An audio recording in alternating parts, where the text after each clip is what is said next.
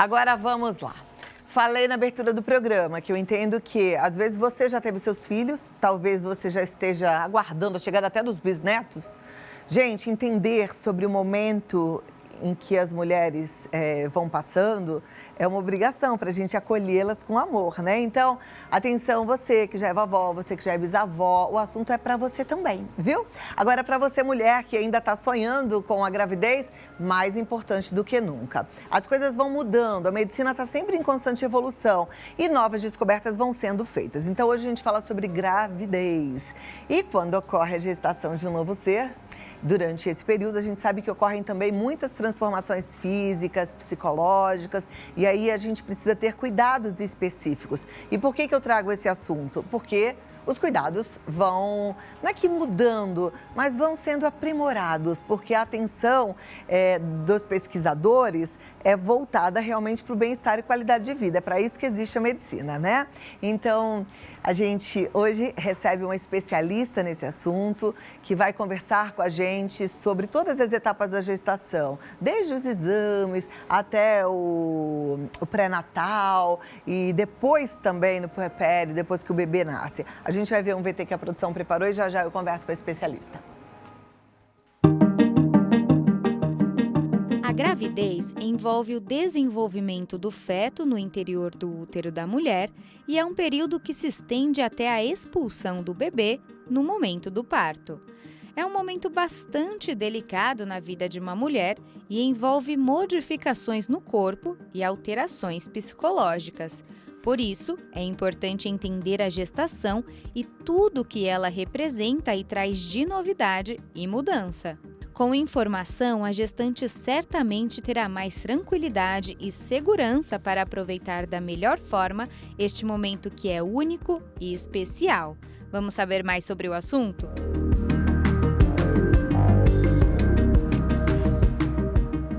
Vamos! A gente hoje recebe a ginecologista, obstetra, especialista em endócrino, ginecologia e climatério, doutora Carla Bettarelli. Seja muito bem-vinda, muito bom te receber. Sempre um prazer. Obrigada por estar Obrigada aqui, pelo viu? convite. Doutora Carla, eu achei tão propício esse assunto e eu que sou vovó, né, há 6 meses do Bernardo, eu sei bem o quanto é importante a gente entender esse novo olhar da medicina, porque antes existia uma glamorização muito grande, não só da gravidez, mas do puerpério também. E, ao mesmo tempo, uma cobrança muito grande em cima dessas mamães. Eu mesma, quando tive a minha primeira gravidez, durante um tempo eu me sentia culpada. Eu era uma menina de 21 anos, o meu corpo mudando, o meu olfato alterado, o meu paladar, minhas emoções. E todo mundo falava, você tá muito feliz? Você tá amando estar grávida? Eu falava, tô. Mas era mentira. Sim. Porque eu estava me achando esquisita demais, eu não me reconhecia no meu próprio corpo. E tinha que atender ainda aquela expectativa toda. E no puerpério, então, nem se fala. Daqui a pouco a gente tem até um depoimento para compartilhar contigo. Mas me fala, tem mudanças, né? Muitas.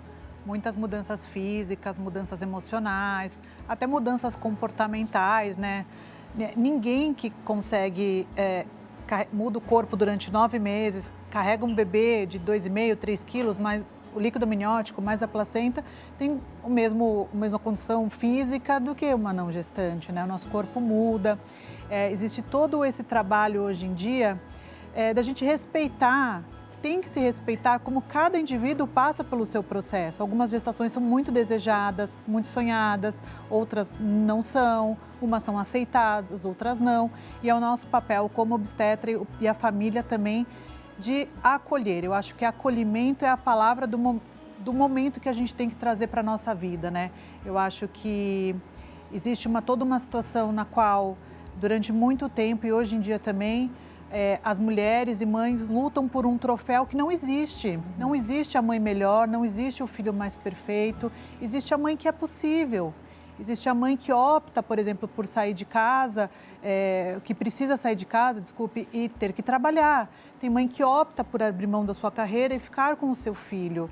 São escolhas, a gente tem que respeitar, entender e acolher a dinâmica familiar na qual cada mulher se encontra. Você falou bem, escolha Z possibilidades, né? possibilidades. Porque às vezes a gente não tem outra possibilidade senão essa. Durante a gravidez, o processo continua o mesmo, eu digo, se a gente comparar a décadas atrás? Não, muita coisa mudou. Mudou tudo. Hoje a gente sabe muito a importância do preparo da mulher para uma gestação, por exemplo. Como é importante ajustar o estilo de vida, a sua qualidade de vida, a sua condição clínica. Então, sabe-se muito que muitas das complicações, elas podem ser amenizadas se essa paciente engravida com uma condição clínica melhor. Hipertensão, diabetes, obesidade, hipotireoidismo. Então, existe todo um preparo. O ideal é um preparo pré-gestacional, né? Com atividade física, alimentação, suplementação, medicamentos, se for necessário, uma equipe multidisciplinar, às vezes um endocrinologista, um cardiologista junto, para ter esse acompanhamento ao longo de todos os 9 meses, no parto e no puerpério também. E aí depois, durante esse processo todo, o pré-natal, e aí essa grávida vai sendo orientada, né? E em relação ao parto, coisas diferentes hoje? Eu acho que hoje fala-se muito sobre o protagonismo da mulher poder ter as suas escolhas, obviamente dentro de toda a segurança, né? A gente veio de uma fase no Brasil muito, no começo, assim, o parto normal ele existe desde que o mundo é mundo, né? E a gente veio de uma época onde só se fazia cesárea, né? Então, existia um índice de cesariana muito alto, nem estou entrando no quesito quais são as indicações ou não.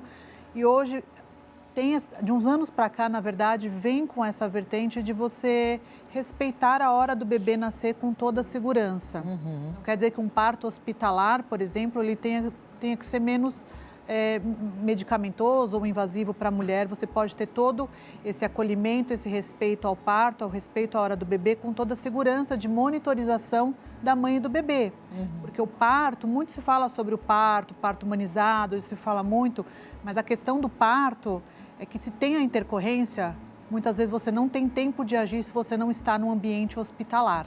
Se você está em casa, por exemplo, ou se você está num ambiente que não tem uma estrutura ou para a mãe ou para o bebê, isso, quem trabalha com obstetrícia, quem já viu uma intercorrência obstétrica, sabe que às vezes a gente tem 1, 2, 3, 5 minutos no máximo para salvar a mãe ou o bebê. Perfeito, apesar de ter então esse olhar de respeito às escolhas da mãe, a mãe precisa ter noção do quão importante é o julgamento do seu obstetra, né? Sim. Que ele é que vai julgar se continua, se para, se vai fazer cesárea, se vai continuar tentando parto normal, se está no ambiente domiciliar e tem que ir para o hospital. Perfeito. Agora vamos falar de puerpério, que é uma fase nada fácil. Nada fácil. Eu vou, antes da gente começar o assunto, compartilhar uma experiência que a gente acompanhou aqui através do vídeo. E eu vou até pedir para rodar agora, porque a gente eu fiquei relembrando da minha experiência no puerpério, né? Talvez as mulheres também se identifiquem com o que a gente vai ver agora. Claro que cada caso é um caso, mas vou pedir para a produção rodar aqui o VT e a gente acompanha. O meu puerpério foi uma mistura de felicidade, com tristeza, com choro, com dor, com um sentimento de o que eu vou fazer agora? A amamentação. Então foi uma mistura de sentimentos e que eu só sabia chorar o tempo todo. Eu sentia muitas dores nas costas, porque foi por causa da RAC, né? Eu sentia dor. Na amamentação, para mim, foi a principal dor, né? Que acredito que seja a mais dolorida do que o próprio parto. Os sentimentos mesmo era de dor do corpo inteiro, todo o músculo do seu corpo. E eu me sentia vazio, feliz, mas triste ao mesmo tempo. Eu fiquei insegura. Eu e meu esposo optamos por passar esses primeiros dias só nós dois, para a gente ter a própria experiência. E foi bem desafiador, muito mesmo. Foi bem cansativo, estressante e triste. Laís conta que se arrependeu de ter afastado sua família neste momento. Eu me arrependo, sim, de ter afastado a minha família na primeira gestação, mas eu era mãe de primeira viagem, então era tudo no achismo mesmo da minha cabeça e foi fluindo.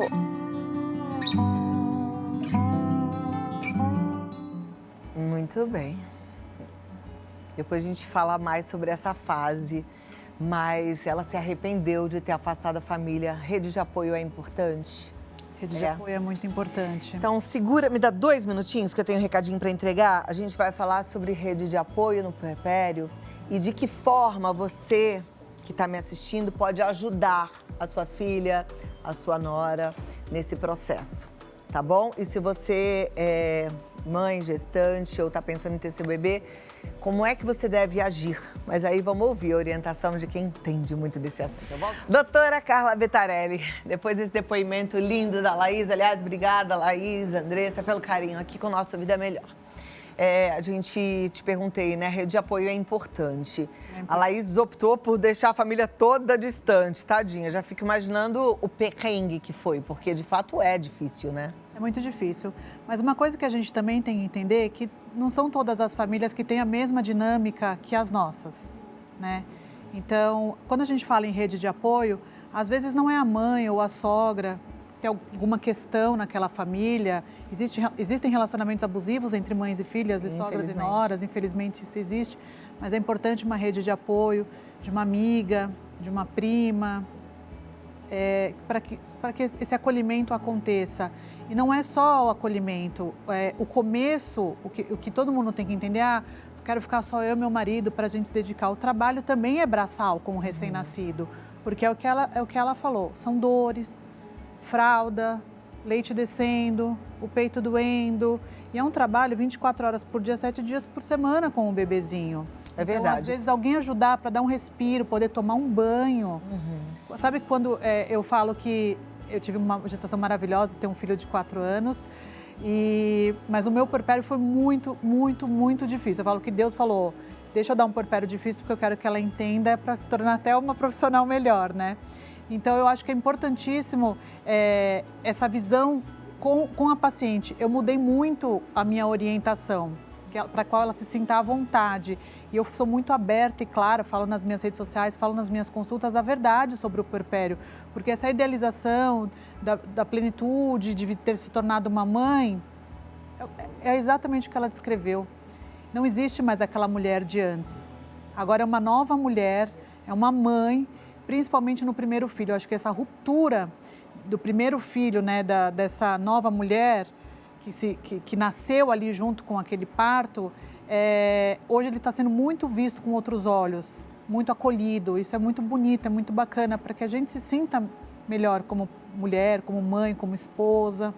Tem esse aspecto psicológico, né, da gente despedir de uma mulher que não vai voltar. É um luto, é uma ruptura, é um luto. Tem esse luto, mas também tem aspectos hormonais, bioquímicos, né? O que acontece?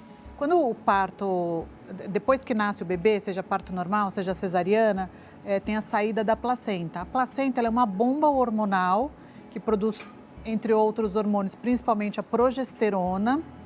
E ela é produzida em níveis altíssimos para manter aquela vida. E de um dia para o outro, de uma hora para outra, a placenta sai, o neném nasceu, aquele hormônio desaba.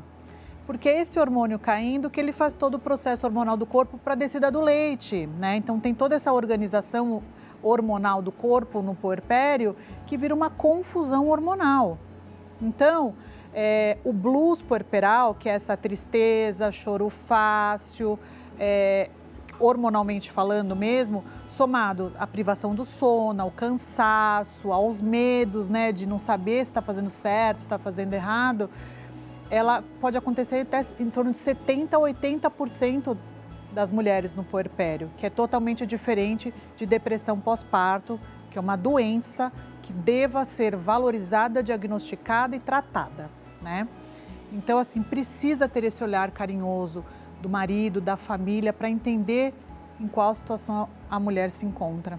Eu recebi uma orientação, não me lembro de quem nem onde, mas de que quando a gente é vó, a gente tem que visitar a nossa nora, o nosso filho, a nossa filha, genro, enfim, para ajudar, para se oferecer como ajuda. Não é para curtir o nenenzinho, deixa eu pegar no colo, porque isso eles sabem fazer e eles precisam fazer. O bebê precisa da mãe, a bebê precisa do pai.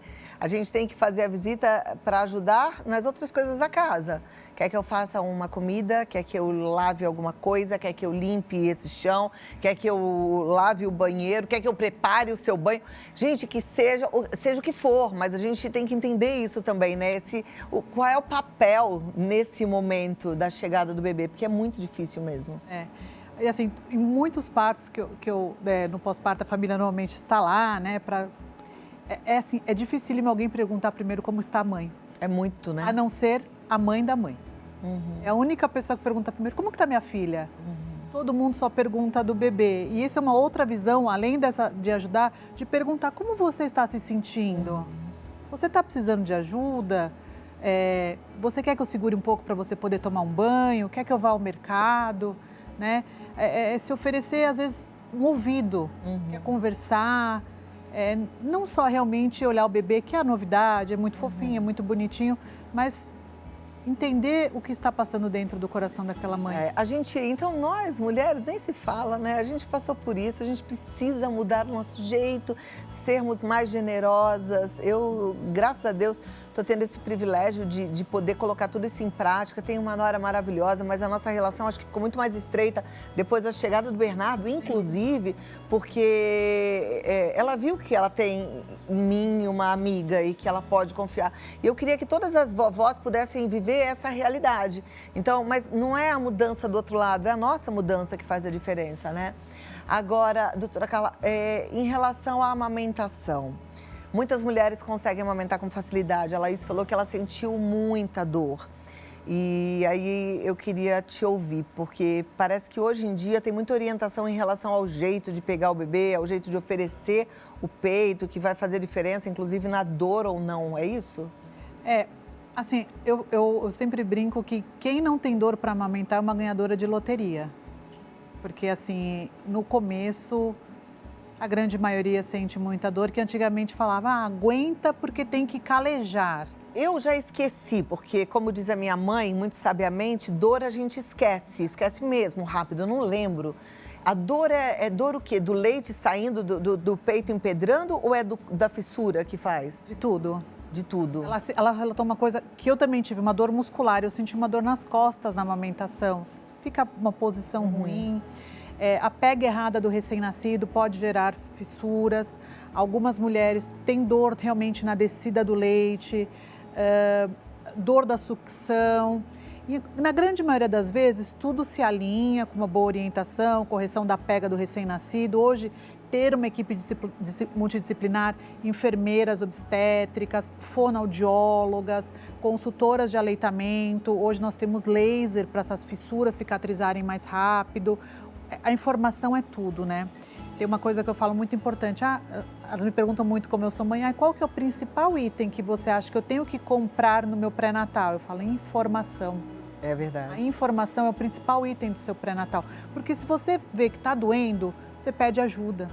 A gente consegue, a ajuste já pega.